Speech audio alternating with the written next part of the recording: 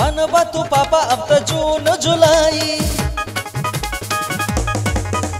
भौजी के मन करे खाई के खटाई, बनबा तू पापा अब तो जून जुलाई। खुश खबरी के भइल पलाने भैया, लागे घर में आई नया मेहमान भैया, लागे घर में आई नया मेहमान भैया।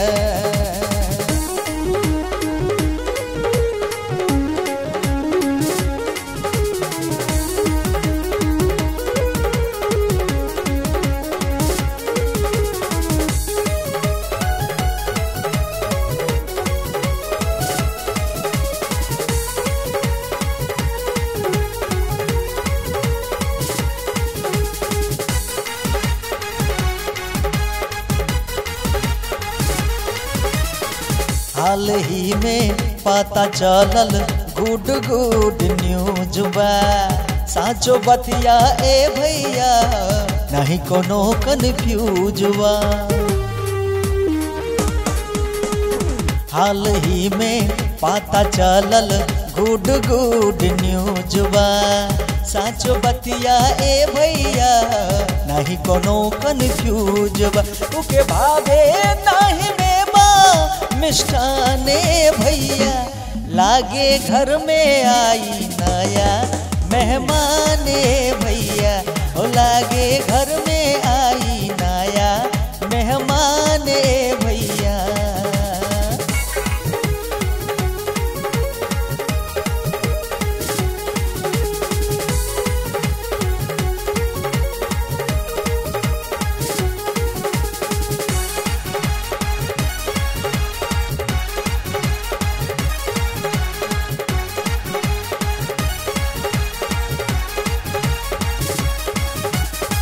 रुपया बुत भेजे के पड़ी तोहके दूना, खरीदे के पड़ी नु भैया खेलौना झुन झुना।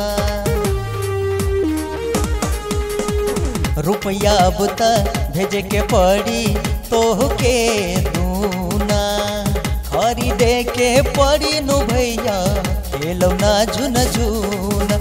इनका देवे के बजादा ध्याने भैया, लागे घर में आई नया मेहमाने भैया, ओ लागे घर में आई नया मेहमाने भैया।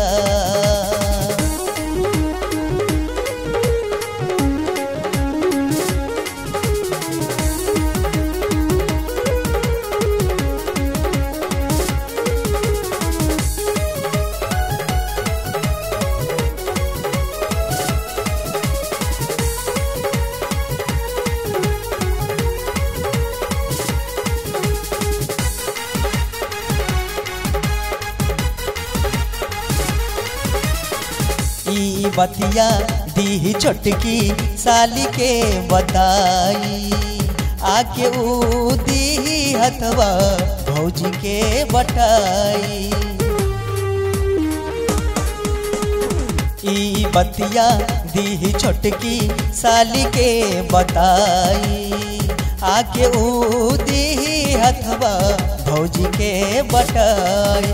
दुनु बेरा हम रही परेशाने भैया, लागे घर में आई नया मेहमाने भैया, ओ लागे घर में आई नया मेहमाने भैया। भौजी के मन करे खाई के खटाई, बनबा तू पापा अब तो जून जुलाई। खुश खबरी के भइल पलाने भैया, लागे घर में आई नया मेहमान भैया, ओ लागे घर में आई नया मेहमान भैया।